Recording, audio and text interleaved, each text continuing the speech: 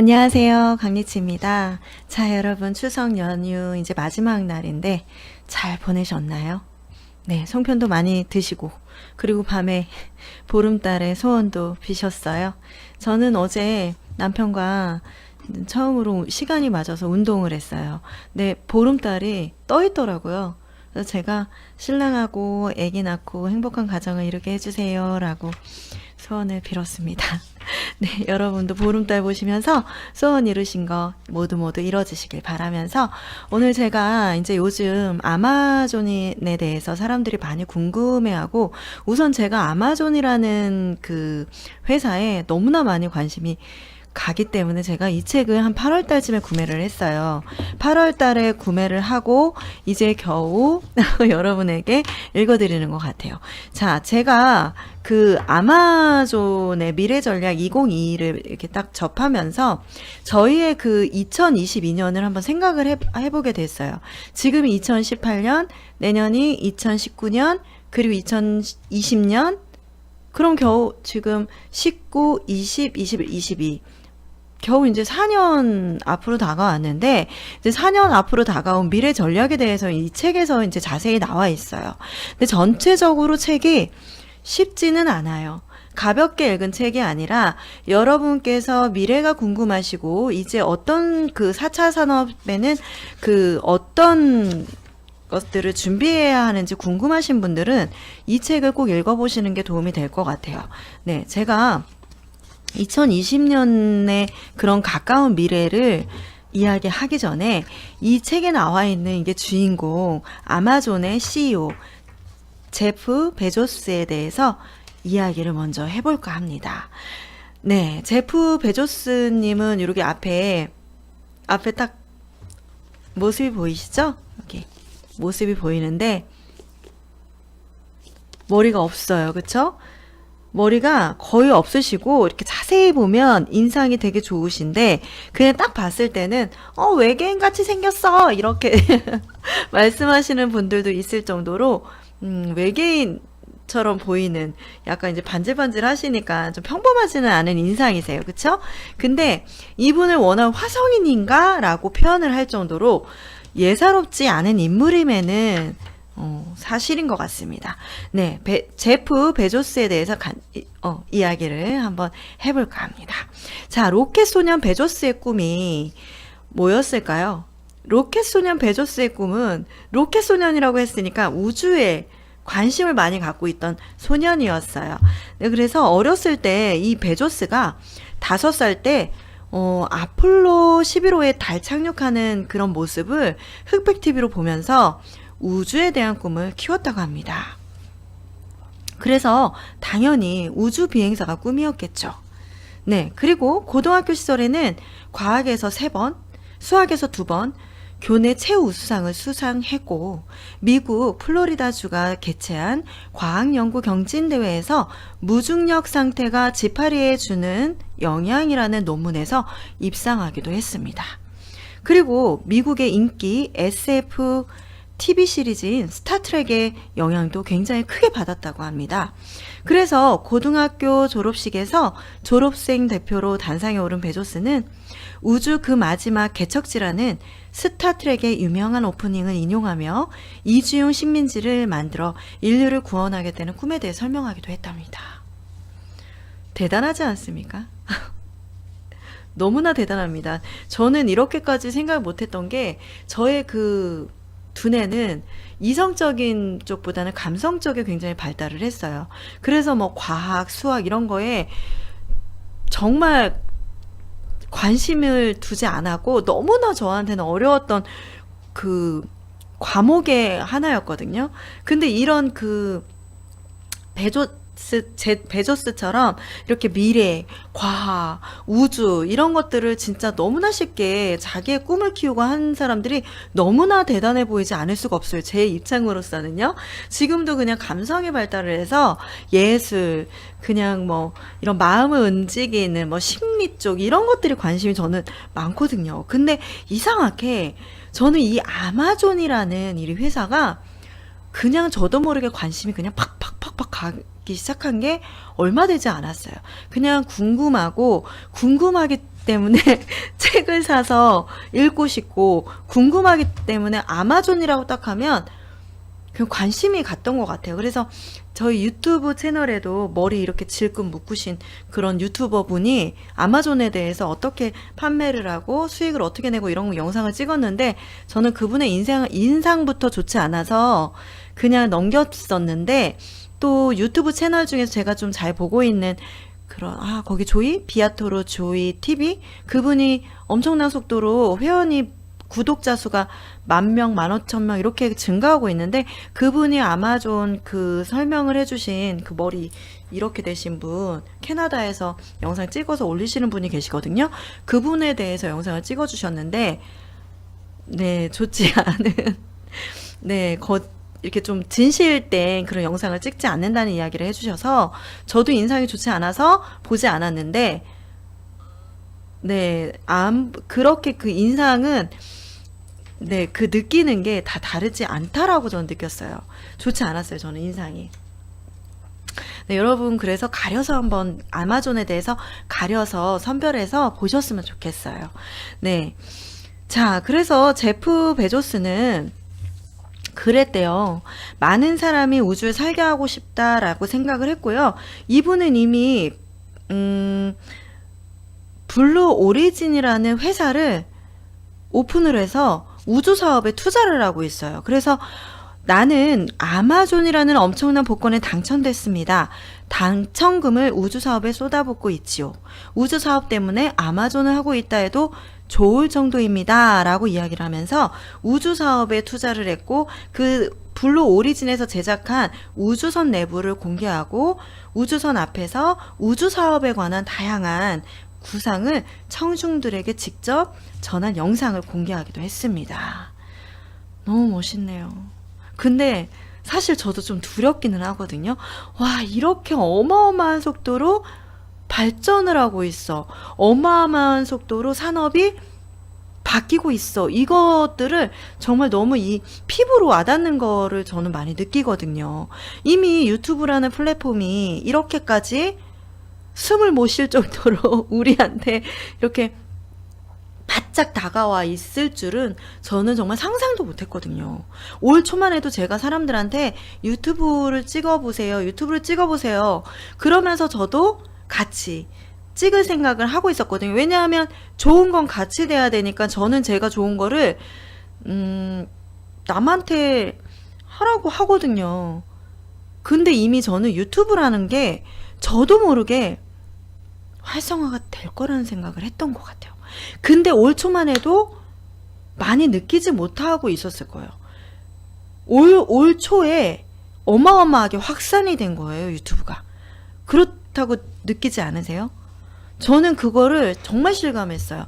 올 초만 해도 그렇게 유튜브에 대해서 내가 하고자 하는 사람들이 바짝 다가오거나 이러지 않았거든요. 근데 바짝 다가와 있더라고요. 2018년도가 우리나라에선 정말 어마어마한 계기가 됐던 거죠. 유튜브 영상을 찍는 그 유튜버들이 많이 생겨난 거가 전환점이 됐다고 저는 생각을 합니다. 네. 그리고 나서 아마존에 대해서 관심을 갖기 시작한 게 구글에서 유튜브를 인수합병을 하면서 예전에 왜 유튜브란 작은 회사를 구글 너는 인수를 해 바보 아니야? 라고 손가락질 했던 기업들이 엄청나게 많다고 합니다. 하지만 지금 구글이 인수를 했던 건 큰 그림을 그렸기 때문에 유튜브를 인수를 해서 광고를 그냥 때려 넣지 않습니까? 유튜브에. 유튜브 영상을 보면서 광고를 보기 때문에 광고주들은 유튜브에 몰려서 어떻게 해요? 광고 수익을 내기 위해서 광고를 여기다가 투자를 합니다.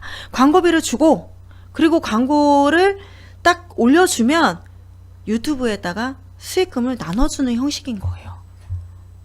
유튜브 머리가 너무 좋은 거죠.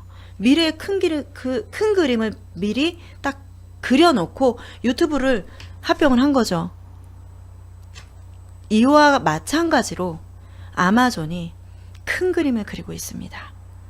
지구를 바꿔버리는 거는 물론이고요. 우주까지도 지금 큰 그림에 넣고 있습니다. 그러면 아마존이라는 회사에 대해서 우리가 미리 파악하지 않으면 우리가 살아남기가 어렵다는 거겠죠. 그래서 제가 오늘 제프 베조스에 대해서 먼저 이야기를 하고 싶었던 거예요. 자, 베조스의 목표는 우주 여행만이 아니라 아마존 창업 당시 우편 배달 서비스와 전화회선, 신용결제 등의 플랫폼이 정비된 덕분에 적은 자본으로 아마존을 시작할 수 있었고, 그리고 이처럼 미래에 더 저렴한 가격에 우주에 갈 수 있다는 것입니다. 여러분, 사업을 할 때는요, 돈이 많이 투자가 되어지면 내 주머니에 들어올 수 있는 돈이 적다라고 생각하시면 돼요. 그래서 오프라인 상에 우리의 그 가게를 상점을 내고 플랫폼에 들어가서 내가 그 안에서 입점을 해서 수익을 내는 이런 것들이 이제 너무나 활성화가 됐고 너무나 자연스럽게 우리 자연스럽게 우리한테 인식이 되어 있어요. 오프라인에서 장사를 해야 되는구나. 오프라인에서 해야 되는구나. 하지만 오프라인에서 지금 이미 입점이 많이 된 곳에서는 광고를 때리지 않으면 어렵기 때문에 그것마저도 쉽지 않아요. 중요한 건 이미 확산되고 이미 널리 알려진 곳에서 내가 입점을 해서 내가 거기에서 수익을 내는 것이 아니라 이미 알지 못하는, 아직 이미가 아니라 아직 알지 못하는 곳에서 내가 개척을 해야지만 돈을 벌 수가 있는 거죠. 자, 제프 베조스를 제가 왜 오늘 영상에 먼저 올렸냐면요. 우리가 이분이 갖고 있는 생각을 조금만 엿봐서 벤치마킹을 하자는 거예요. 아마존이라는 회사에 대해서는 누구나 그냥 알 수 있지만 이 제프 베조스가 갖고 있는 이 머릿속은 어떤 생각을 갖고 있는지는 잘 알기가 쉽지 않을 것 같아요. 그쵸? 네. 그래서 제가 제프 베조스의 생각을 좀 들여다보는 그런 영상을 찍기로 한 거죠. 제프 베조스는요, 리더십과 매니지먼트에 중점을 두고 있습니다. 그리고 전략을 실행을 하고 있습니다. 네, 우선 전략에 대해서는 리더십과 매니지먼트가 있는데, 리더십은 조직에 대해 사람에게 직접적으로 동기를 부여하고 개발시켜서 제프 베조스가 갖고 있는 전략을 실행하게 하는 거예요. 그리고 매니지먼트는 조직에 대해 시스템과 규정으로 전략을 실행하는 것이죠. 어떻게 보면 리더십은 조금 더 작은 의미, 매니지먼트는 조금 더 큰 의미라고 볼 수가 있겠습니다. 네, 그래서 제프 베조스는 이 사람에 대해서 나와 있는 좀 내용들을 좀 살펴보면 제프 베조스는 똑똑하게 일하고 열심히 일하면 오래 일한대요.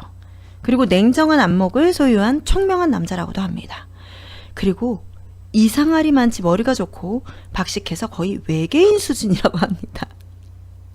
같은 대화 주제가 자주 반복되는 경우가 잦은데 이를 두고 아예 제프이즘이라고 부르는 사람들도 몇 명 있고 몇몇 주제는 벌써 10년 이상 회자된다고 합니다.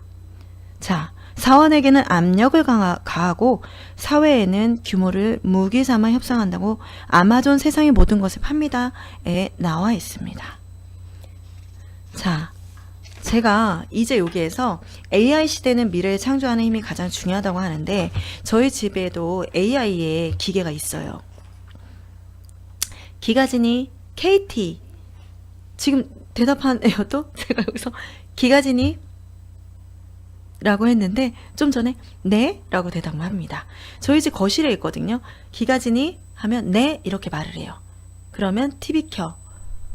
그리고 그러면 TV를 켭니다. 이렇게 얘기를 해요. 그리고 제가 딱 들어왔을 때 기가진이 잘 있었어? 그러면 네, 반가워요. 저도 기다렸어요. 이렇게 얘기를 해요. 이게 이미 AI 시대라는 것을 증명을 하고 있는데 제가 요번에 이제 결혼을 하면서 혼수를 준비를 할 때 LG전자 거를 많이 준비를 했어요. 거의 LG전자에서 전 제품을 다 샀죠. 근데 거기에서 AI로 인공지능 시스템을 연결해서 모든 것을 통합해서 말로 인식을 하게 해서 사용할 수 있는 그런 인공지능 시스템은 가격이 월등히 비쌌어요. 하지만 저는 아직은 리모컨만 있어도 될 거라는 생각을 갖고 있고, 그리고 그렇게까지 전 시스템을 AI로 하고 싶지 않았어요. 돈도 비쌌을 뿐더러 필요성을 아직까지 못 느낀 것 같아요. 그냥 리모컨으로 해도 좋거든요. 그래서 리모컨으로 하되 AI만 뺀 가장 최고급 사양들을 다 준비를 해서 혼수를 준비를 했는데, 이미 그런 것들만 봐도 AI 인공지능이 얼마나 우리 생활에 깊숙이 파고 들어왔는지 실감을 했다는 거죠. 자, 아마존의 총수 CEO 제프 베조스의 리더십에 대해서 한번 배워보도록 하겠습니다. 네, 화사인 같은 광기의 제프 베조스가 지닌 리더십의 특징 중 하나는 비전가형 리더십이라는 점입니다. 비전의 창조와 실현이 가장 중요한 요건으로 가슴 두근거리면서 저절로 참여하고 싶어지는 미래상을 그려내 구성원에게 제시하는 리더십 유형이라고 합니다. 설령 인간적으로 어울리기 어려운 마치 화성인과 같은 경영자일지라도 사람을 매료시켜 비전 실현을 향해 사람을 움직이게 만들 수 있다는 사람입니다. 자, 한편 아마존이라는 조직 차원에서는 셀프 리더십을 근저에 두고 있다고 합니다. 아마존에서는요, 임직원 개개인이 리더이며 자기 자신에게 리더십을 발휘하는 것이 리더십의 가장 중요한 정의라고 여깁니다. 여러분 있잖아요.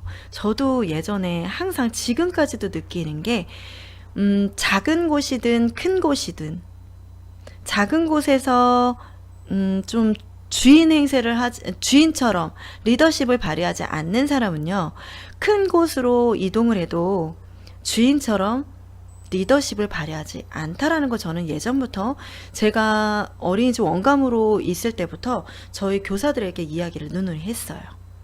그리고 큰 곳에서 리더십을 발휘한 사람은 작은 곳에서도 자기 일처럼, 그리고 자기가 주인인 것처럼 주인의식을 갖고 리더십을 발휘하면서 일을 합니다. 어디에든 장소가 중요한 것이 아니라 그 사람의 마인드 자체가 문제인 것이죠. 여기에서 제프 베조스도 그 이야기를 하는 것 같아요. 개개인이 자기 자신이 리더십을 자기에게 발휘한다는 거죠. 미국의 리더십론을 보면 리더십에는 셀프 리더십, 팀 리더십, 소셜 리더십, 글로벌 리더십 이렇게 4단계가 있습니다. 자, 첫 번째 글로벌 리더십은 비즈니스와 경제사회의 글로벌화에 따라 더욱 넓은 시야로 리더십이 필요해졌다는 이유로 최근 주목을 받고 있는데요.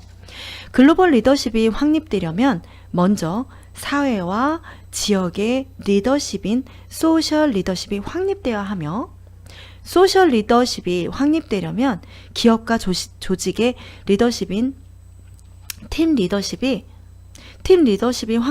확립되려면 개개인이 셀프 리더십이 확립되어야 한다는 것이 최근 리더십의 계략이라고 합니다. 자, 여기에서 셀프 리더십이란 자기 자신을 리드하는 방법인데요. 쉽게 말해 본인의 기분을 조절하는 방법이라고 한다면 쉽게 와닿을 것 같습니다.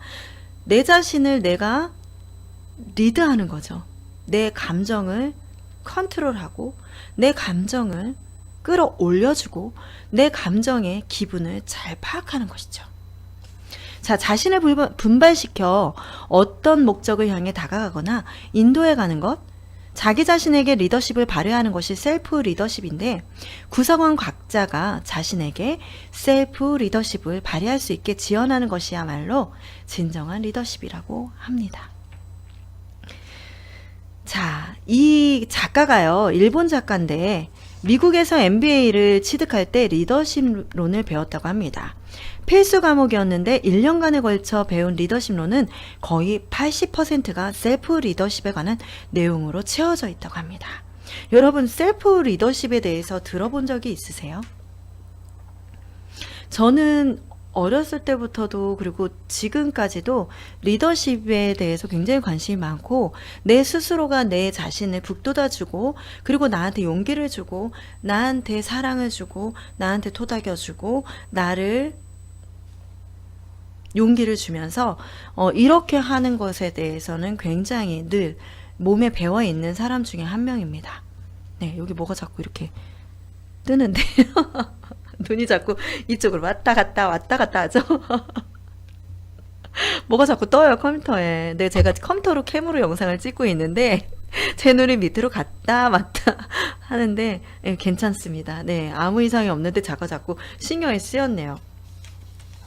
네, 그래서 여기에서 이제 말하는, 아마존에서 말하는 리더십에 대해서는 그 셀프 리더십이 가장 초점이 맞춰져 있는 거고, 우리가 이제 셀프 리더십에 대해서는 각자가 자기 자신의 그런 감정이나 아니면 자기 자신을 리드해 나갈 수 있는 그런 점이라는 것들을 다시 한번 이야기를 하는 것 같아요.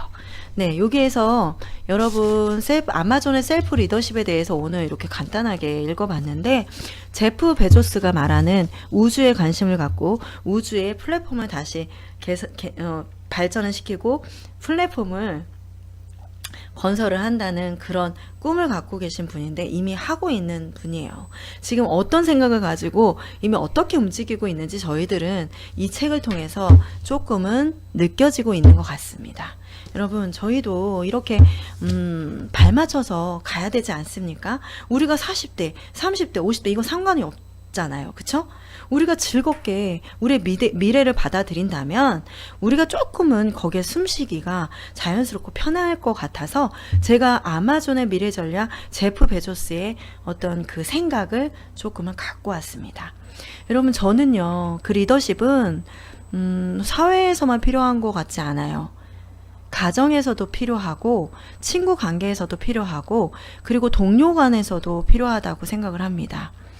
예전에 우리의 그 가정의 모습은 사뭇 아빠가 가장 힘을 발휘하는 사람들, 왜? 돈을 벌었기 때문에 힘을 발휘해서, 우리가 하브라인이라고 하면 엄마, 우리가 예전에는 그렇게 됐잖아요. 엄마, 자식들, 그리고 자식들 중에서도, 형제들 중에서도 첫째의 말을 가장 따라야 되고, 그리고 둘째, 셋째, 그리고 셋째는 아니면 중간에 있는 이런 사람들이 가장 피해를 받잖아요. 막내는 막내기 때문에 제외, 기형을 받는 대상, 그쵸? 가장 중간에 있는 그런 둘째들이 가장 서름이 많았던 것 같아요. 우리 위에서 피라미드 구조를 이렇게 위에서 찍어 누르면 이 사람들이 힘이 없으니까 말을 들어야 되고 이런 시대는 아니지 않습니까? 이번 추석 때 집에 가셔서 행복하셨나요? 편하셨나요? 아무래도 우리 사회 구조가, 그리고 제가 얼마 전에도 제가 어젠가 TV를 보는데 거기 살림남이라는 TV를 봤어요. 김승현 씨의 가족들이 나오는데, 거기에서 김승현 씨는 첫째고, 그리고 또 이혼해서 딸을 혼자 키우고 있잖아요. 부모님하고 같이 도움을 받아서 키우고는 있지만, 거기에 이제 형제인데, 둘째는 모든 그 집안 살림이며, 그리고 부모님이 하는 얘기들, 아니면은 모든 그 좀 시중을 다 들고 있다고 해도 과언이 아닐 정도로, 첫째는 그냥 편하게 있고, 둘째한테 뭔 같은 거를 많이 시키더라고요. 근데 그 둘째는 음식을 먹는데도 이렇게 뭐랄까, 지청구라고 할까요? 좀 지적을 받더라고요, 부모님한테. 저도 그 모습을 봤을 때 사뭇 저의 모습과도 비슷한 거를 발견을 했어요. 네, 저도 가족들의 그 중간에 이렇게 껴져 있거든요. 오빠, 언니, 남동생, 터울이 많은 남동생. 저는 위로도 좀 스트레스를 많이 받았었고, 아래로도 스트레스를 좀 많이 받았었어요. 네, 그래서 그 모습을 봤을 때, 좀 그 동생이 너무나 속상하고, 형은 가만히 있고 늘 자기가 심부름을 많이 해야 됐고 할 수는 있지만 지청구를 많이 하고 그러면서 대접을 존중을 받지 못한다는 그런 생각에 부모님한테 이제 이야기를 한 거죠. 왜 형은 저렇게 가만히 있는데 나한테만 시키냐. 그랬더니 저는 너무 놀랬던 게 아버지와 어머니가 둘째 아들을 막 야단을 치는 모습을 보고 제가 막 화가 났어요. 정말. 저 입장이 되지 않은 사람들은 모르거든요. 무조건 본인들이 그렇게 어렸을 때부터 해왔던 걸로 가지고 스트레스를 주고 있는 걸 몰라요. 네. 그래서 저도 그런 부분들이 어렸을 때부터 많이 잠재의식에서 너무나 스트레스를 받고 있고 힘들었던 것들이 많이 생각이 나서 그 TV를 보면서도 화가 났는데, 여러분, 가정이나 사회나 마찬가지로 리더십은 찍어 눌러서 되는 게 아니라 거기 안에 있는 구성원들의 감정들을 다 살펴보고 스스로 존중을 받을 수 있게 했을 때 잘 따르는 거예요. 구성원을 만약에 잘 이끌고 싶다면, 만약에 가장이라면, 그리고 제일 큰 첫째라면 그 동생들을 잘 따르게 하고 싶다면 찍어 누르거나 하지 않고 그 사람들이 갖고 있는 그런 성향이나 그리고 그 사람들의 성격, 이런 것들을 존중을 해서 이끌어 주셨으면 좋겠어요.